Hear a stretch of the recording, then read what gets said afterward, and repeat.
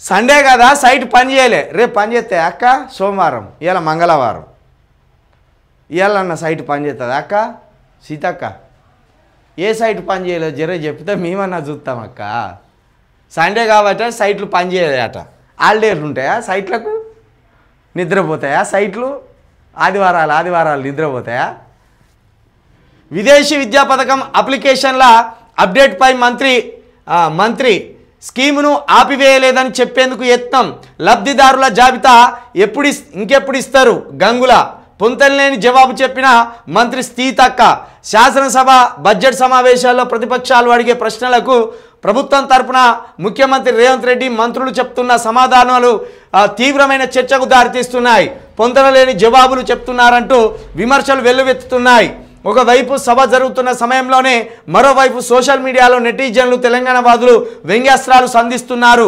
ప్రభుత్వం నుంచి ఎవరైనా మాట్లాడుతున్నారంటే చాలు మళ్ళీ ఆనిముత్యం లాంటి వాక్య ఏదో రాబోతుందంటూ కొందరు ఎద్దేవా చేస్తున్నారు. మరి అవును, ఇది ఆనిముత్యమే కదా. ఒకటేమో ఆప్షన్స్ పెట్టుకోర్రి, ఏ తెలియదు, బి తెలియదు, సి తెలియదు.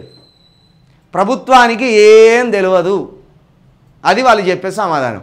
ఇప్పుడు విదేశీ విద్యా పథకం అప్లికేషన్లో అప్డేట్ ఏందో చెప్పుర్రు అంటే, సండే కదా సైట్లు పనిచేస్తలేవు అంటాం. సండేలు వైఫైలు వస్తలేవా? సండేలు వైఫైలు లేవా? సైట్ ఎందుకు పనిచేయదు? విచిత్రమైన మాట చెప్తారు సీతక్క. వెంకీ సినిమాల ఎగ్జామ్ రాసినట్టే ఉన్నది. నిజంగా వెంకీ సినిమాల ఎగ్జామ్ రాసినట్టే ఉన్నది మీ పరిస్థితి. పాపం మీరు అధికారంలోకి వచ్చినాక తెలిసింది.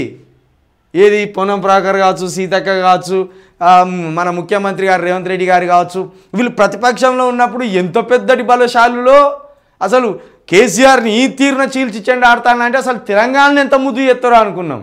తర్వాత కానీ తెలిసింది మనకు పరమానందయ్య శిష్యుల కంటే అద్మానం వీళ్ళు. వాళ్ళన్న సూది దేపోరా అంటే దూలానికి గుచ్చి దూలాన్ని ఎత్తుకొని వచ్చిండ్రు. వీళ్ళు సూది కానీ పోతారు, సూది ముచ్చట మర్చిపోయి అక్కడనే పడుకుంటారు. అటువంటి తీస్మార్కాన్లు వీళ్ళు.